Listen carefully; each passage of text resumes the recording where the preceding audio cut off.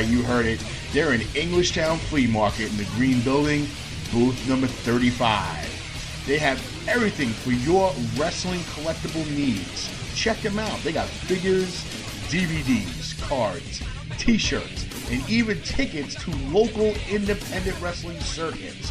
They have that and so much more. Look, sitting here listening to me talk about it does not do it justice. Go check it out for yourself. The Funkenstein Wrestling Superstore in the Englishtown Flea Market, Green Building, booth number 35. Also, check them out on Facebook at facebook.com/FunkensteinINC. And tell them Coach Kev sent you.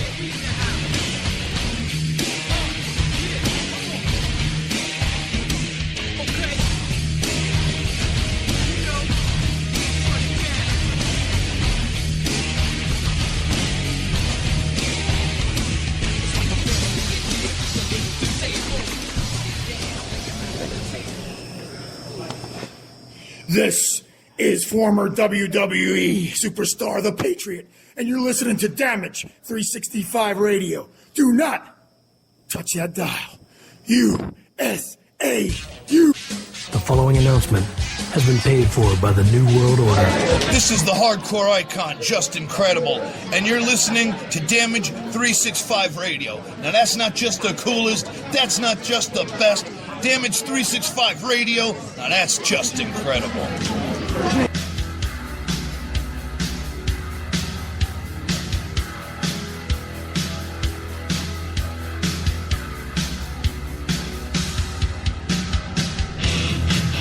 Funkenstein Wrestling Superstore, selling wrestling memorabilia from all around the world, including WWE, TNA, Japan, Mexico, and the very best of the independents. They've got action figures, DVDs, autographed memorabilia, t-shirts, and more. Plus, stop in and get tickets for great promotions like UWA Elite, CZW, and many others. Located indoors at the world-famous Englishtown Flea Market, Green Building, booth number 35 on 90 Wilson Avenue, Manalapan Township, New Jersey. Open every Saturday and Sunday, 8 a.m. to 4 p.m. Log on to facebook.com/Funkenstein Inc. for more information.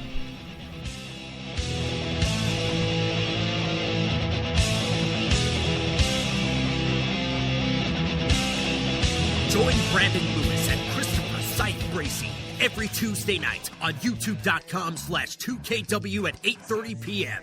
as they bring you the matches and moments that make 2KW Pro the heart of New York City.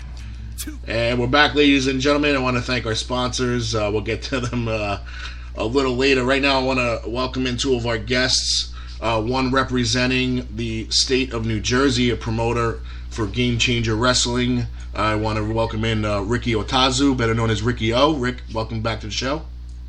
Thank you for having me, guys. And we also want to welcome in, representing New York State, New York City, the promoter from Warriors of Wrestling, Joe Bellini, also known as Joey B. Joe, welcome back. Thank you. Okay, first thing I want to get to with you guys, we'll start with Joe. The New York State Athletic Commission instituted some new rules. Most will say that it'll weed out all the crap, get rid of all the bogus companies and things like that. Now, as a company that I respect, and you have a reputable company, how does this affect you guys with some of these new rules like EMTs and no tables, and you can't be too aggressive with the fans, with the gimmick and things like that? All right. Well, the thing with there's actually more rules than that. There's the no kids allowed in shows under 18, and them rules have always been in effect. Mm-hmm. I think the no tables rules have always been in effect too.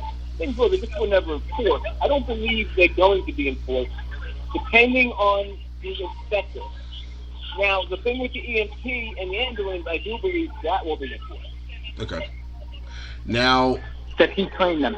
How does this affect you guys? Because now you're going to have to go out and get a contract with somebody and pay somebody to be there at every show? That's exactly what we're going to have to do, yeah. It's going to affect us because it takes off our bottom line. Just like any business that gets a new expense. Right. You got to find that money somewhere now. Right. Okay.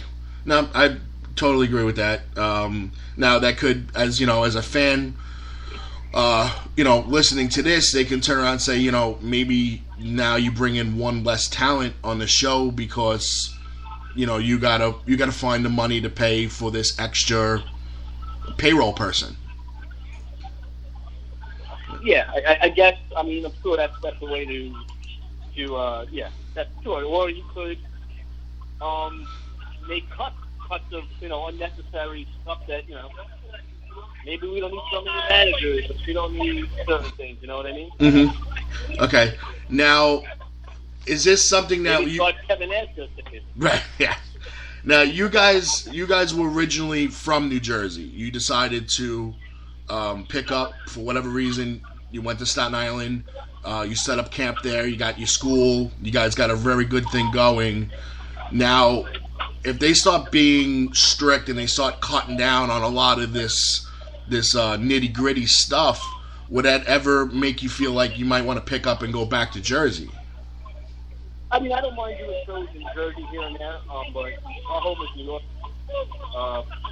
If this takes effect and everybody starts running, let's say, the Ace Arena or I don't know what other towns in New Jersey, it's gonna oversaturate. That's Ricky. I mean, that's really it's gonna oversaturate New Jersey. Okay, now Rick, we'll bring you in. You formerly of Jersey Championship Wrestling. Now you got GCW Game Changer Wrestling going, and I think you're also got something going on in another state. We can get to that later on. Okay. Now, how does any of these New York Athletic Commission rules affect you guys? If you have, say, a New York wrestler come over and wrestle for you guys now, does it affect you guys at all? It maybe changes their gimmick, or does it affect you guys at all? I don't believe it will affect us. I mean, you guys got to realize I'm old. I go back to the New Jersey State Athletic Commission. Mm-hmm. When I first started running in the 90s, 1993 and 94 with the late, great Dennis Barluzzo, New Jersey had the second strictest commission in the entire nation behind Maryland. So I'm familiar with a lot of the commission rules and having the doctors and the outside the ring. There used to be a radius of certain feet that you can do. So I've worked with that in the past, and it definitely hampers the show. I feel bad for Warriors. I mean, you're talking about, this was all brought on. I actually know the inside story, which I won't divulge today. I'll give the person the respect of not saying why this is going into effect. But let's just put it this way. I know exactly why these rules were changed. There was an incident with a license being sold, and then the person calling the commission on the person they rented the license to and trying to get the show shut down. So he tried to, double dip. And the commission took offense to that, and there was an emergency meeting, and next thing you know, these rules were coming out. And it's hard because, these guys promote their ass off to make shows in the state of New York and bring revenue in and money into buildings, and they're basically getting their hands tied. That's just really unfair. Now, do you see any effect to WWE when they're at the Barclays Center, especially with the 11 p.m. curfew? It'll never be held into place. The Madison Square Garden had the curfew until the early 90s. I believe it was the curfew was in effect. I was actually at shows when they stopped the match at Madison Square Garden when I was a kid. Mm-hmm. But I don't think it'll ever affect them. It's just like when they go to Maryland. It's just like with blood and stuff like that. The WWE has never been held to those standards because of the millions and millions of dollars they bring in revenue to these buildings. Okay. They get certain passes that me or Dan or anybody else wouldn't be given. Okay. Another topic I wanted to... Well, hold on a minute, Kevin. Yeah, Joe. You just brought up, the Barclays Center actually had Raw not too long ago, and they went over 11 o'clock. Nothing was said. They're allowed to... back in the day when you had to have a commission doctor, the WWE was not, didn't have that. They had their own doctor. So they're always given lenience because all the tax revenue that they're making from them. Gotcha. Okay, well, we all know McMahon, what kind of McMahon money he has, so... It's Mac money. I mean, he's some rules just don't apply. One thing though that Ricky said he said it about the double dipping thing. You know, I don't know if that's true. I know there's a lot of talk about why this happened. There was, you know, they were blaming another promoter, and I'm sure somebody different than who Ricky's talking about. And also the other thing that we've been talking about is the MMA coming in, and you know the rules for that, and you know, kind of being now the rules for everybody. You know, as far as the ambulance and the EMT. So I really don't know the exact. You know, it's funny, Dan, off the air, I can talk to you anytime you want. I mean, I respect your promotion. I think you guys do a wonderful job, and, you know, maybe we could exchange stories. But if you go back, I'm probably older than you. I'm 45 years old, and I go back. You're not much older. I go back to Madison Square Garden days as a kid, and there was always the requirements where there was always an ambulance on property. There always had to be a doctor. There was an 11 o'clock curfew. Basically, they've just gone back to their own rules. So that's really what they've done, for whatever reason. Okay. Yeah. There's a reason why. I don't know the exact reason. Hit me up on Facebook, Ricky, anytime. We will, for sure. Okay, now another one of the things I wanted to talk about, which seems to be kind of popping up more and more, is transgender wrestling. Intergender. No, not intergender, not male versus female. I'm talking about transgender wrestlers. Oh, wow. Yeah, that some are very open. Speaking like the Rick Cataldos of the world? Yeah, you know, some of them are very open about it. Some of them aren't. There's, you know, ones that there's rumors about. This, I could probably end this so we can go to the next subject. I mean, you can't discriminate in this business. Okay. If a person's a little person, a midget, a black, a white, a Chinaman, me, an American Indian, half Italian, gay, straight, transgender, if they're here to make money and they could put an ass in a seat, you don't discriminate in professional wrestling. You cannot. Because what is funny in our business or what makes money in our business might be frowned upon somewhere else, and that's why people come to watch it. Because they want to suspend disbelief for an hour, come to a show, pay $10 and laugh, and have a good time and not have to think about political correctness. You don't have to. You know, professional wrestling was built in the 40s and the 50s on a German being a bad guy. The 70s, 80s, and early 90s, it was the Russians were hated. Mm-hmm. Then in the mid-90s, somehow or another, Vince McMahon made Canadians be hated.